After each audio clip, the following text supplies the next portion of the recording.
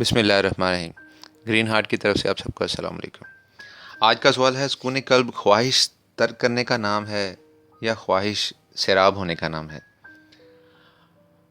واصف صاحب فرماتے ہیں، سکون قلب کسی چیز کا نام نہیں ہے، اللہ کے فضل کا نام ہے۔ اللہ فضل کرے تو اس کا نام سکون قلب ہے۔ مطلب یہ کہ اللہ کا فضل جب نازل ہو جائے تو آپ کو سکون قلب محسوس ہوتا ہے، پھر خواہشات کی فراوانی والا بھی مطمئن رہا اور خواہشات پوری نہ کرنے والا بھی۔ جس نے زندگی خوشحالی میں گزاری اس کو بھی سکون قلب مل گیا، جس نے زندگی اللہ کے نام کی گزاری اس کو بھی سکون قلب مل گیا، فاقہ میں بھی مل گیا اور لنگر کھانوں میں بھی مل گیا۔ مطلب یہ ہے کہ سکون قلب کسی فارمولے کا نام نہیں ہے۔ فارمولے تو ویسے ہی بچوں کے لیے ہوتے ہیں، مثلا یہ کہ مٹھائی بنا لی، یہ سکون قلب ہے، مٹھائی کھا لو۔ کسی کا سکون قلب برباد نہ کرو تو سکون قلب مل جائے گا۔ دوسروں کو خوش رکھا کرو تو سکون قلب مل جائے گا۔ پیسوں سے محبت نہ کیا کرو تو سکون قلب مل جائے گا۔ خواہشات کو ضد کی حد تک نہ اچھالا کرو تو سکون قلب مل جایا کرے گا۔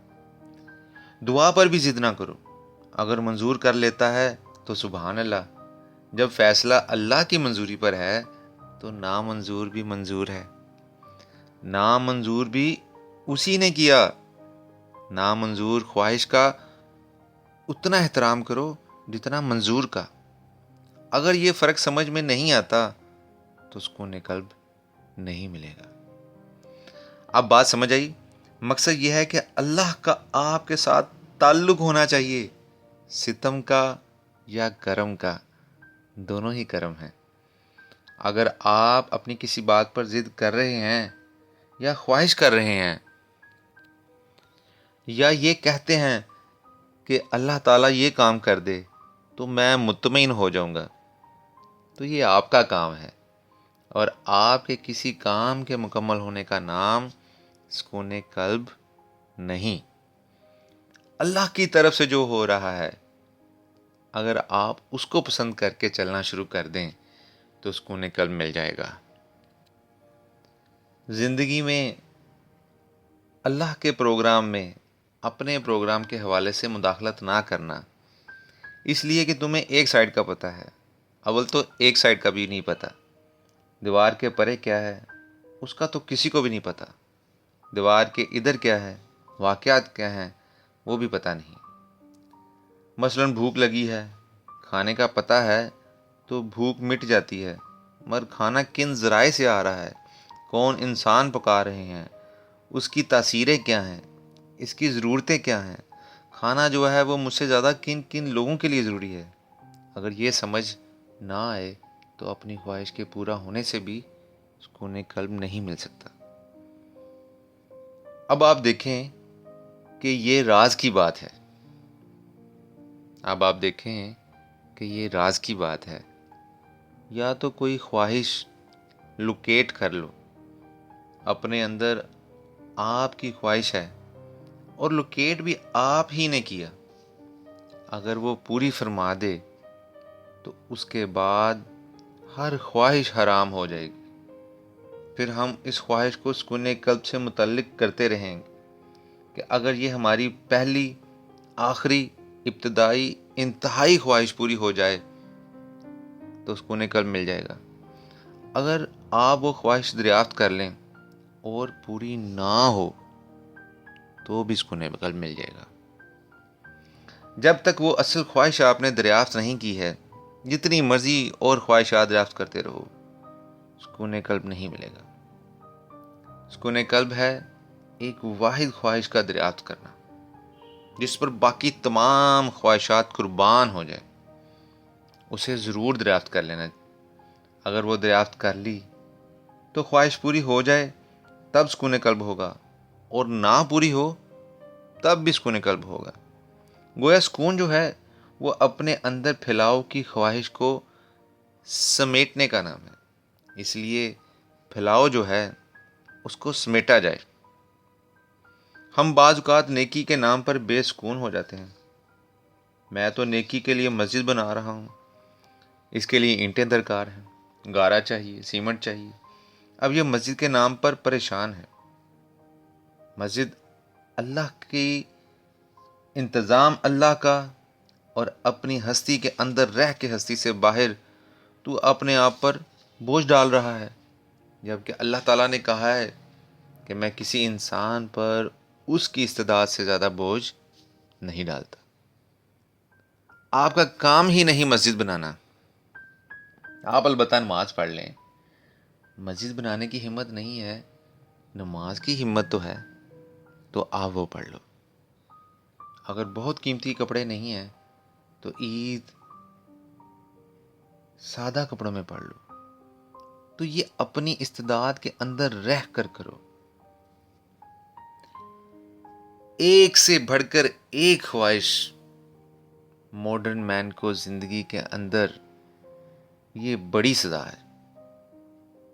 اس کو جب بھی مارا اس کی خواہشات نے مارا، خواہشات کے چابکوں نے مارا.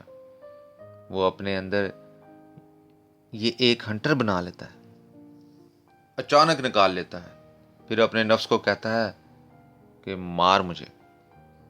نفس اسے خواہش سے مارتا رہتا ہے، نیکی کے نام پر بھی مارتا ہے. برائی کا تو عام آدمی کو بھی پتا ہے کہ برائی کیا چیز ہے، مگر اکثر یہ حجاب ہوتا ہے کہ نیکی کے نام پر اپنے آپ کو تکلیف میں مبتلا کر لینا. جس نیکی کا شعور نہیں، جس نیکی کی اجازت نہیں، جس نیکی کے سیاق و سباق کا پتہ نہیں، ایسی نیکی کا پرچارک بن جانا. دوسرے کا پتہ نہیں ہوتا کہ وہ کیا کر سکتا ہے، تم اسے خواہ مخواہ اس کام میں لگا دیتے ہو جس کام کے لیے وہ بنا نہیں. آپ سمجھتے ہیں کہ یہ نیکی ہے کہ کسان کو اس کے ہل چلانے سے منع کر دیا جائے اور اسے عبادت گاہ میں داخل کر دیا جائے؟ اس طرح تو تمام نظام عالم بھوکا مر جائے گا. آپ نے کتنی تبلیغ کی ہے، مگر جو ہل چلانے والا ہے اس سے پوچھو کیا آپ لوگوں تک کلمہ پہنچا ہے؟ آپ صبح شام تبلیغ کرتے ہو، لاؤڈ سپیکر بجاتے ہو، لیکن یہ پوچھو کہ ہمارے ہاں لوگوں میں سے کسی کو دعائے قنوت آتی ہے؟ کسی سے پوچھو کہ کلمہ نمبر 4 یا 5 آتا ہے؟ 11ویں سپارے کا کیا نام ہے؟ ویسے تو اسلام وارد ہوا پڑا ہے، لیکن بعض اوقات لوگوں کو مبادیات کا بھی نہیں پتہ.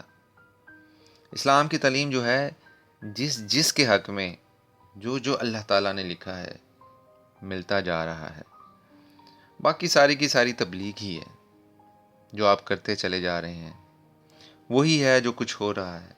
اس لیے جو مزدور مکان بنا رہا ہے وہ روزہ نہیں رکھ سکتا. اگر روزہ رکھے گا تو درمیان میں اسے ریلیف چاہیے، مگر آپ آرام کرنے نہیں دو گے، کہو گے دہاڑی پوری کرو. مطلب یہ ہے کہ آپ روزے کی عزت کرو اور کہو چونکہ روزہ ہے لہذا تمہیں دن کے پیسے ملتے رہیں گے. رمضان میں اتنا کام نہ کر.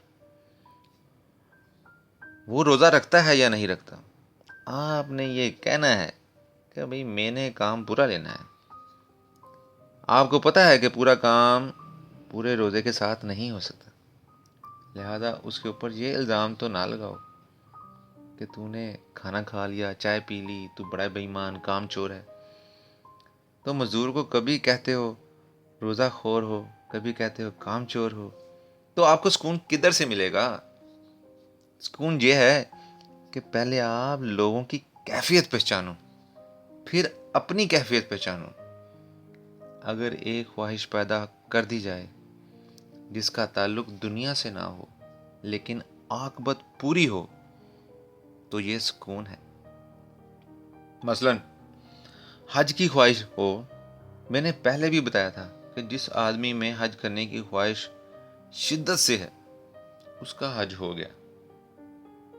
پرانے زمانے میں لوگ کہتے تھے میں یہاں ہوں، آپ صلی اللہ علیہ وآلہ وسلم وہاں ہیں مدینے میں.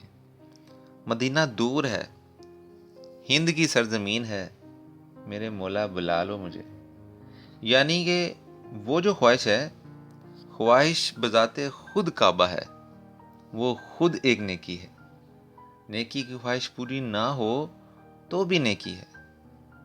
یہ اللہ کریم کا بڑا احسان ہے کہ نیکی خواہش میں آ جائے تو نیکی کہلاتی ہے، اور بدی خواہش میں آ جائے تو بدی نہیں کہلاتی، بلکہ بدی ہو جائے تب بھی بدی کہلاتی ہے۔